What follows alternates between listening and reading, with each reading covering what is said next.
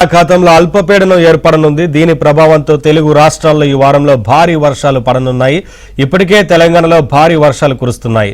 తెలంగాణలోని కొన్ని జిల్లాల్లో ఈ నెల 21 వరకు భారీ నుంచి అతి భారీ వర్షాలు కురిసే అవకాశం ఉందని హైదరాబాద్ వాతావరణ కేంద్రం తెలిపింది. రాబోయే 2 వారాల పాటు ముసురు పట్టి వాతావరణం పూర్తిగా చల్లబడి జల్లులు అప్పుడప్పుడు భారీ వర్షాలు పడతాయని పేర్కొంది.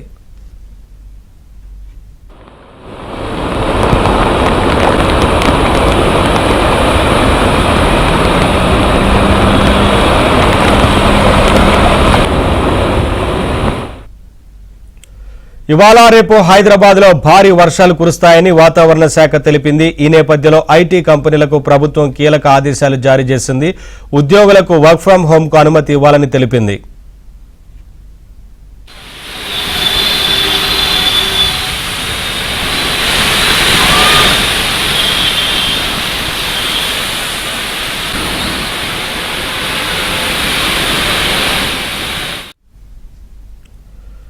ఇవాళ రేపు ఆదిలాబాద్, ఆసిఫాబాద్, సిద్దిపేట, యాదాద్రి భువనగిరి, రంగారెడ్డి, హైదరాబాద్, మేడ్చల్, వికారాబాద్, సంగారెడ్డి, మెదక్, కామారెడ్డి జిల్లాల్లో భారీ వర్షాలు కురిసే అవకాశం ఉన్నందున ఎల్లో అలర్ట్ జారీ చేసింది. అదేవిధంగా ఎల్లుండి నుంచి 16 వరకు పలు జిల్లాల్లో భారీ నుంచి అతి భారీ వర్షాలు కురుస్తాయని హెచ్చరించింది.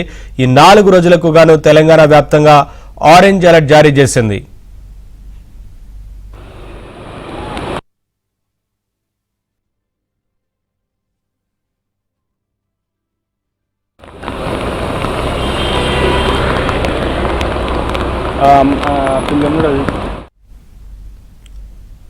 అటు ఏపీలోని రాయలసీమ జిల్లాల్లో భారీ వర్షాలు కురవనున్నాయి. కోస్తాలో చెదురుముదురు నుంచి భారీ వర్షాలు కురిసే అవకాశం ఉందని వాతావరణ కేంద్రం తెలిపింది.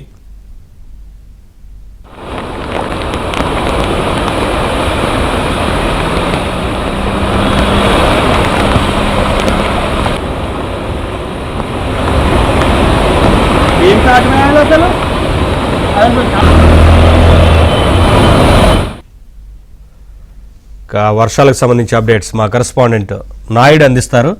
నాయుడు, వాతావరణ కేంద్రం ఏం చెప్తుంది, అలాగే ప్రభుత్వం తీసుకుంటున్న చర్యలకు సంబంధించి అధికారులు ఏమంటున్నారు? నవీన్, రేపటి నుంచి అంటే ఈ రోజు నుంచి దాదాపుగా 16వ తారీఖు వరకు కూడా ఇటు 2 తెలుగు రాష్ట్రాల్లో కూడా వర్షాలు పడడానికి ఎక్కువగా ఆస్కారం ఉందని వాతావరణ నిపుణులు అంచనా వేస్తున్నటువంటి పరిస్థితి. ఈ రోజు మనం ఆంధ్రప్రదేశ్ లో కానీ చూసుకున్నట్టయితే కృష్ణా, గుంటూరు, ప్రకాశం ఈ జిల్లాల్లో కొద్ది వరకు వర్షాలు పడతాయి. తెలంగాణలో ఎక్కువ చోట్ల వర్షాలు పడడానికి ఆస్కారం ఉంది. సో ఉమ్మడి వరంగల్ కావచ్చు, నల్గొండ, అలాగే హైదరాబాద్, సో ఆదిలాబాద్ లో కొన్ని ప్రాంతాల్లో కూడా ఈ రోజు heavy to very heavy rains పడడానికి ఆస్కారం ఉందని చెప్పి వాతావరణ అంచనా వేస్తున్నారు. దీనికి ప్రధాన కారణం ఇటు తెలంగాణ పైన ఒక ఉపరితల ఆవర్తనం ఒకటి కొనసాగుతుంది. సో ఒక్కసారిగా పెరిగినటువంటి టెంపరేచర్స్ తోడు అపరేర్ సర్క్యులేషన్ ఉండడంతో సో ఉరుములు మెరుపులతో కూడినటువంటి వర్షాలు, అంటే ఎక్కువ రైన్స్ అంటే ఉరుములు మెరుపులతో కూడినటువంటి వర్షాలు, దీనితో ఏంటంటే సీబీ క్లౌడ్ ఎఫెక్ట్ ఎక్కువగా ఉంటుంది. సో అంటే ఒక్కసారిగా ఒక గంటలోనే భారీ వర్షం పడి మళ్ళీ తర్వాత గ్యాప్ వచ్చేటువంటి అవకాశం ఉంది. ఇలాంటి ఉరుములు మెరుపులతో కూడినటువంటి భారీ వర్షాలు ఈ రోజు తెలంగాణలోనే చోట్ల పడడానికి ఆస్కారం ఉంది. సో 11వ తారీఖున మనం చూసుకున్నట్లయితే తెలంగాణలో ఎక్కువ శాతం వర్షాలు పడతాయి, ఆంధ్రప్రదేశ్ లో తక్కువ వర్షాలు పడతాయి. 13, 14, 15 తారీఖుల్లో చూసుకుంటే ఆంధ్రప్రదేశ్ లో ప్రధానంగా దక్షిణ కోస్తాలో రాయలసీమ జిల్లాలోను, ఇటు ఉత్తర కోస్తా జిల్లాలో కూడా చాలా చోట్ల వర్షాల్లో పడడానికి ఆస్కారం ఉంది. దాదాపు 11 నుంచి 16 వరకు కూడా 2 తెలుగు రాష్ట్రాల్లో కూడా చాలా చోట్ల వర్షాలు పడడానికి ఆస్కారం ఉందని చెప్పి వాతావరణ నిపుణులు అంచనా వేస్తున్నారు. మరోవైపు మనం చూసుకుంటే కృష్ణా కావచ్చు, ఇప్పుడు ఒకసారిగా వర్షాలు పడడం వల్ల ఇటు కృష్ణాకి అటు గోదావరి కూడా మళ్ళీ ఇంట్లో పెరిగేటువంటి అవకాశం ఉందని చెప్పి వాతావరణ నిపుణులు అయితే అంచనా వేస్తున్నారు. ఎందుకంటే తెలంగాణలో హెవీ రైన్స్ పడితే ఆ ఇంట్లో ఖచ్చితంగా ఇటు ఆంధ్రప్రదేశ్ నుంచి పడుతుంది కాబట్టి ఆ ఇంట్లో పెరుగుతుంది కాబట్టి సో వీళ్ళు కూడా కొంతవరకు అప్రమత్తం ఉండాల్సినటువంటి అవసరం ఉందని చెప్పి వాతావరణ నిపుణులు అంచనా వేస్తున్నటువంటి పరిస్థితి అయితే మనకు కనిపిస్తుంది. మరి పలు ప్రాజెక్టులకు పెద్ద ఎత్తున వరద నీరు వచ్చే అవకాశం ఉంటుంది కదా, అక్కడ అధికారులు తీసుకుంటున్న చర్యలు కావచ్చు, ఇప్పటికే పలు ప్రాజెక్టుల గేట్లు ఎత్తి నీటిని దిగువకు విడుదల చేస్తున్న సిచ్యువేషన్ కనిపిస్తా ఉంది కదా, ఆయా ప్రాంతాలని ప్రజలను ఎలా అప్రమత్తం చేస్తున్నారు, ఏం చెప్తున్నారు అధికారులు?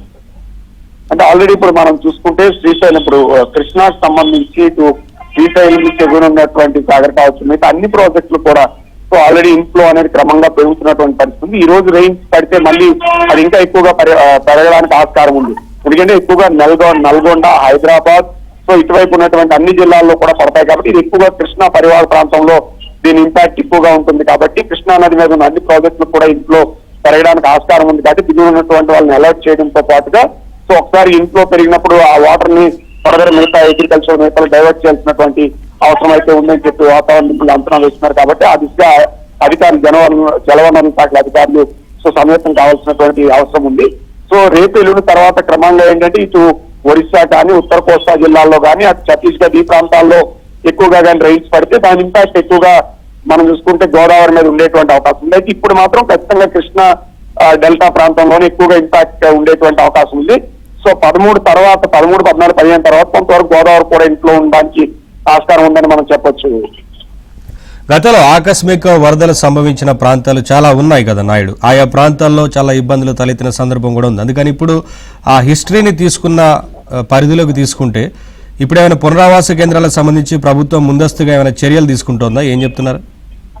అంటే ప్రధానంగా ఇంపాక్ట్ అనేది ఎక్కువగా సిటీస్ లోనే ఎక్కువగా కనిపించేటువంటి అవకాశం ఉంటుంది. ఎందుకంటే ఇప్పుడు హైదరాబాద్ లో ఒకసారిగా ఎందుకంటే కంటిన్యూటీ ఆఫ్ రెయిన్ లో ఎప్పుడు సమస్య ఉండదు, కానీ ఒకసారి క్లౌడ్ బర్స్ట్లు కానీ లేకపోతే సిబి క్లౌడ్ ఎఫెక్ట్ ఉండేటప్పుడు అవర్ లోనో లేకపోతే 1 అవర్ లోనే దాదాపు 4-5 సెంటీమీటర్ల రైన్ పడుతుంది.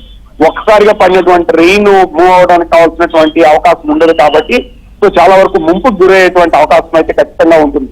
ఎందుకంటే ఇప్పుడు అందుకే హైదరాబాద్ లో తరచూ మధ్యకాలంలో పడినటువంటి వర్షాల కారణంగా చాలా చోట్ల ముంపుకు గురవడానికి, ఎందుకంటే తక్కువ టైంలో అంటే నార్మల్ గా సీజన్ లో పడే రైన్స్ కన్నా ఈ సిబి ఎఫెక్ట్ వల్ల పడిన రైన్స్ వల్ల ఎక్కువ ఇంపాక్ట్ జరిగేటువంటి అవకాశం ఉంటుంది. ఎందుకంటే తక్కువ టైంలో ఎక్కువ రైన్ పడుతుంది. సో ఇది పాస్ అవడానికి ఆస్కారం లేనప్పుడు ఖచ్చితంగా లోతట్టు ప్రాంతాలు కావచ్చు, కాలువలు పొంగిపోవడం కావచ్చు, ఆ ప్రాంతాలన్నీ మునిగిపోవడానికి ఎక్కువగా ఆస్కారం ఉంటుంది. బట్ ఆ టైంలో ఖచ్చితంగా అది దిగువకి వెళ్తుంది. కాబట్టి ఆ ప్రాంతాల్లో ఉన్నటువంటి వాళ్ళని అలర్ట్ చేయాల్సినటువంటి అవసరం ఉంది. ఎందుకంటే ఇప్పుడు హైదరాబాద్ పరిసర ప్రాంతాల్లో ఉన్నటువంటి అన్ని ప్రాంతాల్లో కూడా చాలా వరకు వాగులు వంకలు కావచ్చు, లేదా చెరువులు కావచ్చు, నిండు కొండల్లో ఉన్నాయి. ఖచ్చితంగా ఇప్పుడు రైన్ పడితే ఆ ఇంపాక్ట్ ఇంకెక్కువగా ఉండేటువంటి అవకాశం అయితే ఉంది. Right, thank you Naidu, thanks for the updates.